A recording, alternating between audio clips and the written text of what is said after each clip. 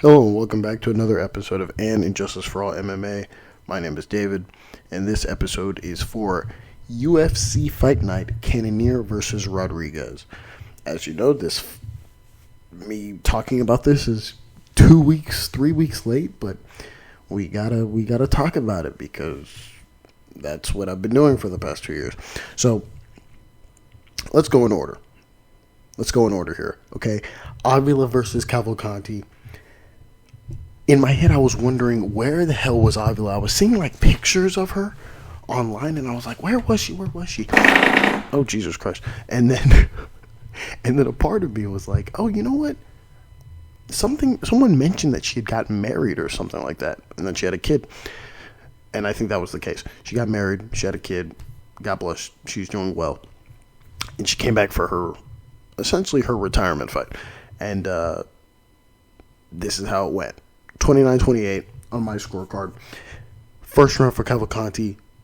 Last round for Cavalcanti. Second round for Avila. Put a close marker on it. You can argue the round for Cavalcanti if you want to. I gave it to Avila. First round, Cavalcanti outstruck Avila by about 11 strikes. Second round, it was close on the feet. With the edge to Cavalcanti by about a strike. But then Avila had a takedown. Now, I know what you're thinking. Was she getting mixed on the feet? She was losing on the feet, but she didn't get outstruck by a lot. On my count, it's a strike. She gets taken. Avila takes down Cavalcanti. And when I say lands ground and pound, again, I'm being generous here. Lands 3 body strikes. And that's enough for for her to win the round. Again, it's close because even in those exchanges on the feet, she was still landing pretty frequently on Cavalcanti. This is the part of the fight where it's a running theme at this point. At this point, I'm not even mad at the judges. I'm more mad at the commentary. This is the part of the fight where the commentary starts to piss me off because they're really highlighting Cavalcanti's striking, and while Cavalcanti's striking is very nice, there's pieces of it to where she's really the word isn't admiring her work, it's more like she's really, really, really patient, and they critiqued her a little bit too. I didn't like the critique, but they critiqued how patient Cavalcanti was. So patient that in the second round, Avila was able to land some effective strikes on the feet, which is why this round is pretty close. But the way the commentary was talking almost made it seem as though, Cavalcanti is up by 24 strikes on Avila in the second round. I totally disagree. You go to the third round where Cavalcanti outstruck Avila by 8 strikes, and that's where you get the scorecard. You go to the judges' scorecards, all 3, Derek Cleary, Eric Clone, and Saul Diamante, they gave it to Cavalcanti 30-27, okay? I'm going to take a quick detour into Morales versus Smith. There's nothing wrong with the scorecards, but I want to place a narrative. There's something that really irked me on this card, and we'll get to the fight to where I'm irked. But it all kind of starts here, because I've never really noticed it, but I've kind of noticed it. I've never really given much thought to it, but it's always been in the back of my mind. They're in the apex. And I always thought to myself, sometimes they make jokes like, oh, that fighter heard me. That fighter heard what I said. He really did what I said. Oh, I needed him to move this way and he moved that way. And you can't really tell sometimes because maybe the fighter's head is down. He doesn't really acknowledge the commentary. This was the first time in either a long time or the first time in ever where I actually saw a fighter acknowledge what the commentary said. And granted, they were pretty close to that commentary side in the octagon, but this was the first time I actually saw the fighter acknowledge what he said. John Gooden made a reference to Morales' chin, right? The color of his chin is the same color as his hair because he was bleeding onto his chin. It was great.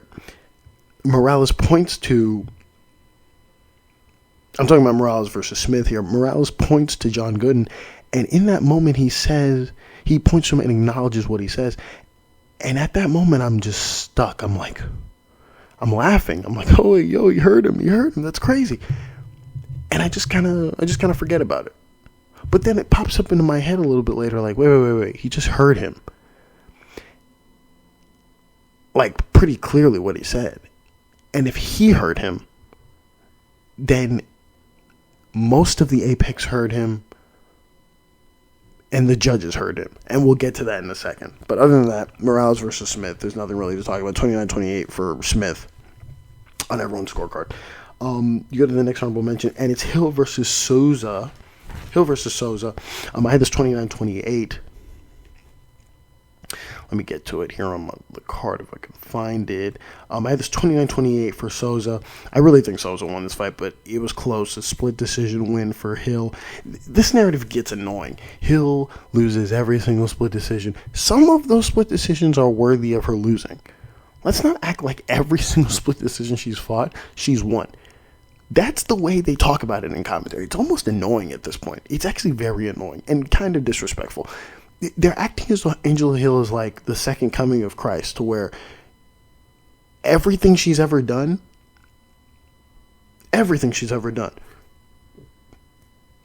is straightforward and not worthy of interpretation. She has lost a lot of her split decisions, and she's won some of her split decisions. And that's accurate because of the way she fights. Not because of the way she fights. It's just she was losing that fight. And in this one, I think she lost this fight, but it was very close. So I can't fully sit down on it. I can't fully go, oh yeah, I think she lost. I think it's very close, and you can argue it for both sides.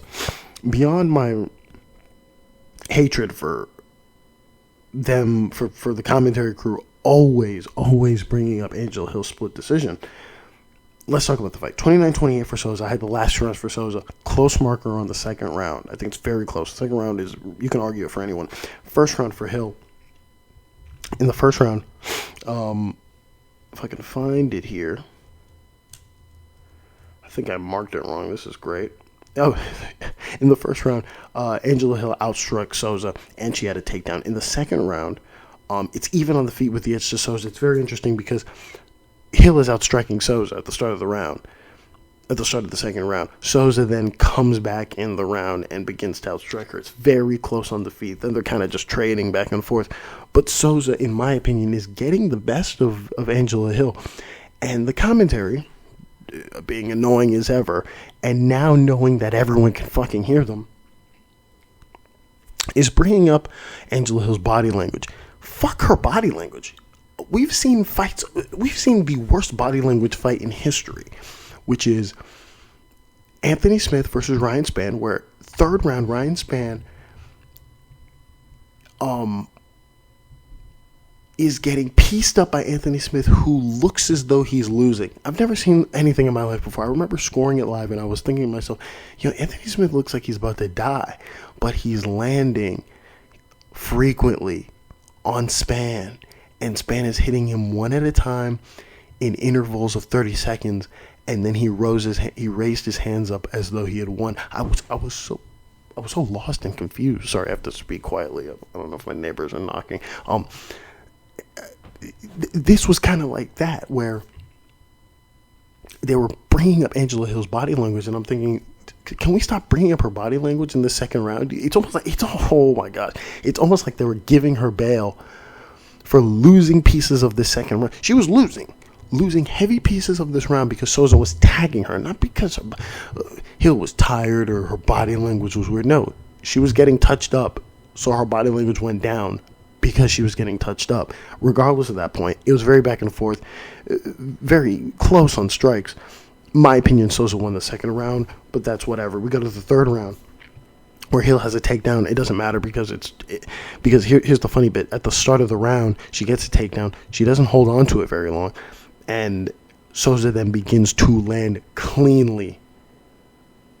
I mean, this was... She starts to go away on strikes on her, right? I have it by 8 strikes, but she's clearly outstriking Hill. Again, she outstrikes her by 8 strikes on my count. You go to the judges' scorecards, and only one judge, their scorecard reflects mine. That's Derek Cleary. He has 10-9 in the second and the third for Souza. The other 2 judges, Mike Bell and Saul Diamante, their scorecards are the same. They give the first 2 rounds to Hill. We go to the next one, and it's an injustice. We don't get these too often anymore. We don't get these robberies anymore. This was a robbery, and no one's gonna care because the commentary. Let's start off with Paul Felder, who I've been saying is biased to these Philly guys. Super, super biased. And it's almost like someone in the production ear, if they're going to tell Bisping to shut the fuck up, if they're going to tell DC, hey, you need to hey, this round was actually close and you don't need to say it this way, tell Paul Felder to not lick anybody from Philadelphia's asshole. That's what it should be. We start off with Go Birds. First of all, fuck Philadelphia. Fuck the Philadelphia Eagles. Fuck the Eagles. And fuck the stupid Super Bowl. I don't give a fuck about that. But he starts off with Go Birds, which is cool. Do your thing. Glazing Petroski. Glazing him till he comes to the octagon. Let's start off with round 1. By the way, 30-27 on my scorecard, and I'll explain it. 30-27 on my scorecard. This isn't a case where I'm missing a round. No, it's 30-27 objectively. Let's start off here. First round. Viera outstrikes Petroski by about 2-3 strikes. Here's the funny bit. I'm watching the fight. Felder then screams at the top of his lungs. This is the only fight, I believe, on the card where he screams as though he had been shot. He screams, oh, he dropped him. And I'm thinking to myself, he didn't drop him. He didn't drop him. This wasn't a case of he tags him and then Viera goes for a takedown. No. Viera went for the takedown naturally. He wasn't dropped. Viera wasn't dropped in the first round at all. He then goes on to outstrike Petroski again by a few strikes. But if you want to be real meticulous about it, give the round to Petroski. Cool. Give the round to Petroski. But he beats Petroski. He doesn't get dropped in this round at all. Felder screams on the top of his lungs as though he had been dropped. He wasn't. He was not dropped at all. Let's go to the second round, where Viera outstrikes Petroski by 8 strikes.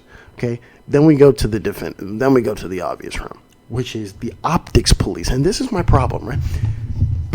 I can't remember which round it is, but my audio is loud for some reason, and I'm thinking to myself, why is DC sound so loud? In fact, the audio isn't loud. The audio is fine. It's just DC screaming at the top of his lungs, hey, come watch DC in jail, good guy, bad guy. And I'm thinking to myself, bro, everyone can fucking hear him.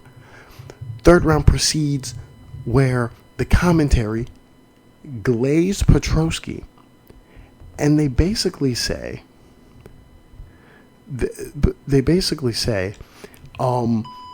oh my God, look how well Petroski's striking here.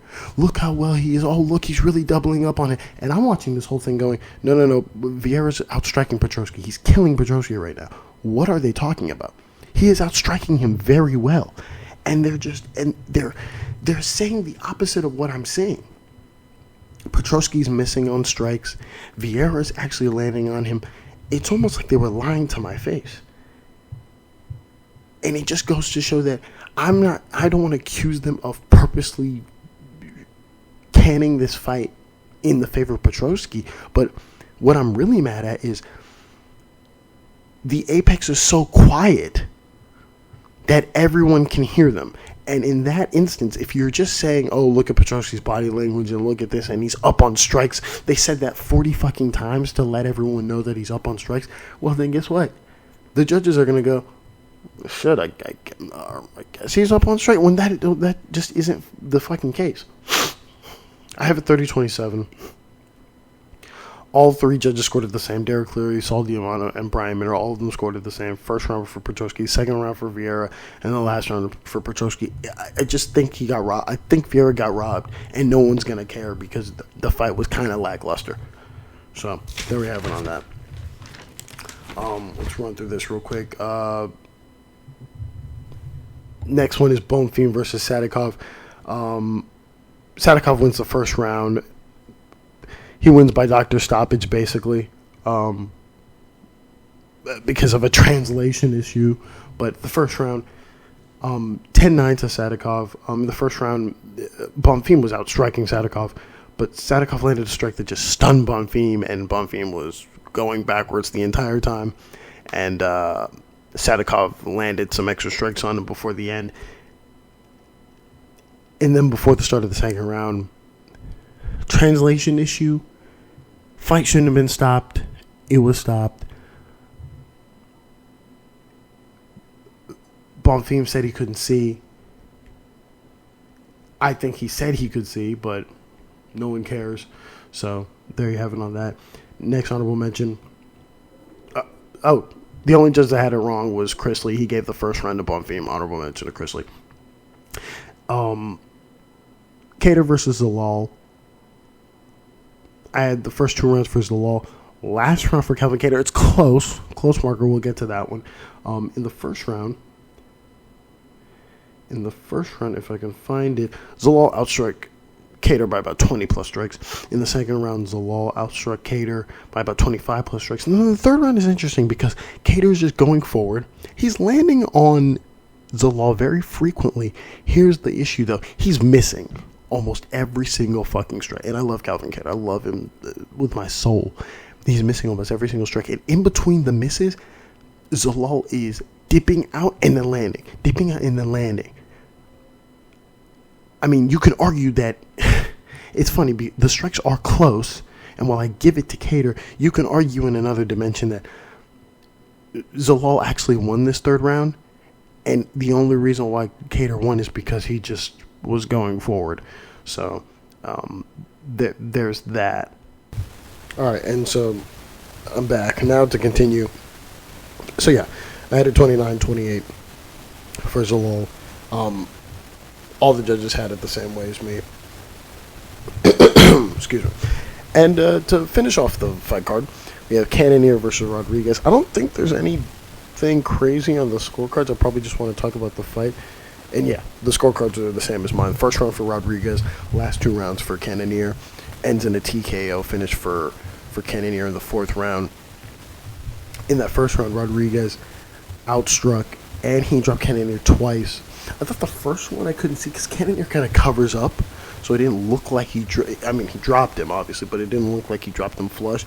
Obviously, he did. He dropped him twice.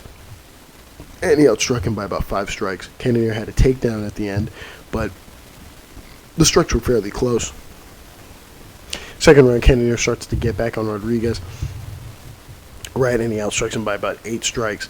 And then from that moment, I realized, man, Rodrigues is getting tired. And, you know, it's an interesting one because the only fight we ever saw him get tired in was the Iron Turtle fight. And that fight, I believe, went 3 rounds. I was thinking he was going to gas out in round... How do I say it? I was thinking he was going to show signs that he was gassing out in round 3. But after once we were in round 2, it was obvious he was cooked. Third round, Cannonier outstrikes and he drops Rodrigues. And he also lands a few ground and pound. I mean, if that round was a little bit longer, he probably finishes him in that 3rd round. And the 4th round comes in, Cannonier just goes forward and out and just gets the TKO win. It's such an interesting one because this is like the second middleweight fight, right? The Strickland versus Magomedov, and Cannonier versus Rodrigues. This is like the second fight now where, 1, it's in the Apex, and 2, it's an unranked guy fighting a ranked guy. It's almost like the UFC is trying to put over these some of these guys who are like unproven. And the funny thing is, Rodrigues is kind of proven. He's just had the only blotch on his record up until this moment is I think Bruno Ferreira. I think that was his only blotch. I believe that's his name. Yeah, other than that, that's about it. That's all I had to talk about on this card. We need more John Gooden. We just need more John Gooden. That's all I'm going to say, because John Gooden is fucking fantastic, but for some weird reason, we never seem to get John Gooden. We just get Brian. We just get Fitzgerald and Anik. But it is what it is. I'll be back soon with the next episode. Thank you all for listening, and God bless.